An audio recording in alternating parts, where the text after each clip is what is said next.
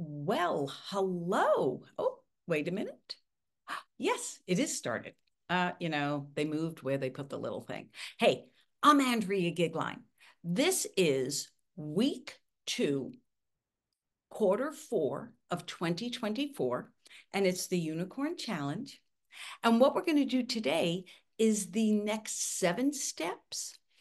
Just, quickly talk about them so that you can keep yourself focused and on track. But I'm going to tell you that I personally had a little bit of a revelation. I've been doing this now for 3 years. And of course, this year in 2024, it was to benefit Teach for America Nevada. So even though you're watching this for free on YouTube after the fact, any old time you want to do a donation to my friends at Teach for America Nevada, please do. Any amount, although I always love the larger amounts, but any amount helps with everything they're doing in the school systems to help put great teachers in a place where kids get exposure to the best there is. So that's the commercial. Now, so we're going to do 8, 9, 10, 11, 12, 13, 14 today. But before we do those tips, I want to tell you that over the weekend, I really have been having a challenge, which happens from time to time. I bleed when I can be surrounded with all of these books and my little unicorn and this attitude that I have, which honestly, I want to stay in a place of gratitude all the time, but life makes that difficult for me because I pay attention to the wrong things. So that's why I create these programs and help other people, because I'm then helping myself. But in the midst of a really miserable day that I created for myself, oh, that's the alarm to tell me I'm supposed to start. I can stop that. What ended up happening was, and I'm not going to tell you that I know how this happened. I was listening to another book on Audible. When I went to distract myself and go back to that book, lo and behold, I was listening to this book, which I got a few years ago and really, really liked. One, because a friend of mine really dislikes, she's a very accomplished psychologist, and she dislikes the word luck.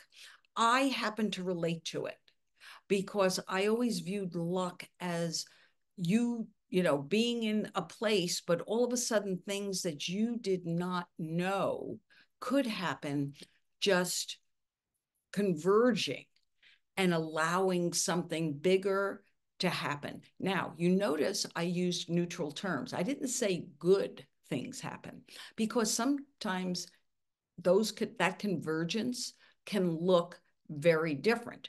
As I said last week, I was in Asheville for the 4 days of the hurricane, and before we got to Charlotte, a lot of things worked for me that did. And it was amazing that, as I said last week, it was as though I was watching Rome burn, but things were lining up, not because I'm special. That's just something that occurred. But what this book brought out for me when I started, because it started at a random, like, middle of the book. And it talked about the difference between smaller goals and bigger goals. And I wanted to clarify what the Unicorn Challenge is. Most of the time, we don't dream bigger because our life is so full of the small stuff. Those lists we're making every day, those things that never seem to get done, that's the small stuff most of the time. But if you don't learn a system to prioritize the small stuff and get really good at the process of having dump lists, and then learning to prioritize, and then cleaning up the people that are around you and taking breaks, doing all those things that the steps remind you to do over these 60 days, what ends up happening is you never make room to start thinking about the big things. So know that in January, we'll start attacking the bigger stuff, but that's because the smaller stuff has a system in your life. So we're going to go to, I really loved tip 8. Tip 8 is stop rushing. And what I will say about that is probably what I did on the video when I made it a few years ago. I end up with our very busy lists moving fast. Now, I'm going to tell you, I'm a fast mover. I actually like moving fast. I have a 4-mile-per-hour gait, a natural. I grew up in an environment where walking fast was kind of the way you walked, whether subway stairs and buses, like you were always walking fast. So that's different than rushing.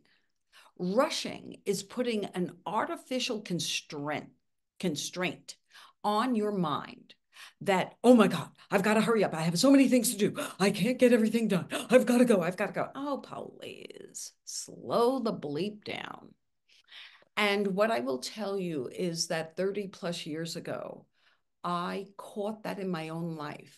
I had a habit of making, we had an espresso machine at the time, maybe it was 40, 35 years ago. And, the coffee wasn't very hot. So I would make my coffee in the espresso machine, but then I would warm it up in the microwave for 10 seconds. And what I noticed was that there were many mornings, now I'm talking at 6 o'clock in the morning, I was pacing off the 10 seconds. That's what rushing is. Stop it. Didn't do me. I didn't get any place any faster doing that. The 10 seconds wasn't any different other than in my brain. I thought it took longer. Nonsense, nonsense, nonsense. So spend a whole day catching whether or not you're a person that rushes. Then, number 9 is about making a list of rejections. I want to tell you that it's a really important thing for you to come face to face with what you think was a rejection. I'm currently in the middle of a project for one of my grandsons where I'm going back through the first 25 years of my life, which he was not a part of, obviously, and putting together, things that happened. And it was not, there were a lot of not so beautiful things that occurred. And there were times that that supposed terrible thing happened. But what I'm doing is over these years, I have transformed that. That's what I want you to do with your business, career, family, friends, love, reactions. There are things that you think that were rejections, but I want you to harvest what you learned from them. Face it, don't hide it. I am the original do not deny, defy girl. Put it down, get yourself in that mode of understanding that, oh, every rejection was just another part of what I had to do to learn how to overcome some resistance in my life. And all misfortune is but a stepping stone to fortune. If, and I'll add this parenthetically, if you learn from that perceived misfortune. And then number 10 is one of my favorites. You will notice I am a little au naturel today. It's a holiday when I'm recording this, a business holiday. I had a later exercise class than usual. I had this in the middle. I have things that were coming that I still didn't want to have makeup on my face to do. And I wanted to get this done because I personally get a lot of enjoyment out of doing this. But it's important. I will also sneak a little walk in later. And that's what number 10 is saying. Get out of the house. Then number 11, do you know your why? I've done many pieces. It's one of those things we constantly need to remind ourselves. We will fill days like, why am I doing this? Do you know, I am not doing this for me. Well, a little bit. I do enjoy doing this. I do enjoy reviewing because I do the work along with you. But my why is because I'm helping an organization. And if they do better, then all of a sudden these little kids in my community are doing better, and that multiplies. I'm a person who loves that multiplication effect, and I keep my eye on the possibility of that multiplication. So that's my why. You're doing it means you multiply it in your life. I love that. But all these things on your list, know what your why is. It's very, very important. Then we go to 12. You had those rejections. Now make a list of those people who push you forward and try and get a really broad, go back in your childhood. Think there are people who stepped into your lives, whether you knew it or not, who pushed you forward, and then think about the ones who push you forward today and make sure you stick around with that group. That's the group you want to do. Number 13, watch your language. It is amazing. I overheard someone today. Today is what was traditionally known as Columbus Day. It's now Indigenous Peoples Day. To me, it's a business holiday. I can't tell you that I recognize anything other than the fact that there's things that I'm used to in the regular business day that aren't going on today. The one thing that I will tell you is that when the language you use describes who you are and how you're responding to a given moment, it is important whether or not you're saying, I'm investing time doing the unicorn challenge so that I could set bigger and bigger goals and accomplish the things I want to do in life. Or, oh, I can't believe I have to spend time making lists and doing all of this stuff. Are you spending time or are you investing time? That's one set of words that I ask you to think about because it happens in your personal life, it happens in your business life. I can't believe I have to spend all that time in a meeting. That may tell you want to rethink those meetings. Are you spending time with your kids or investing time in building that relationship with them? Language is important. And I urge you to pay attention to how you're describing. There's another technique about the word I am. I am so exhausted. Good for you. I am in need of a nap is a truer statement. Whatever you say after I am, you are. So be careful about it because just catching what you're saying after that will help you identify what you need to do next to make your life better. Did you get that? Just catching what you say after I am gives you a hint of what you need to do to make your life better. Okay. Then number 14,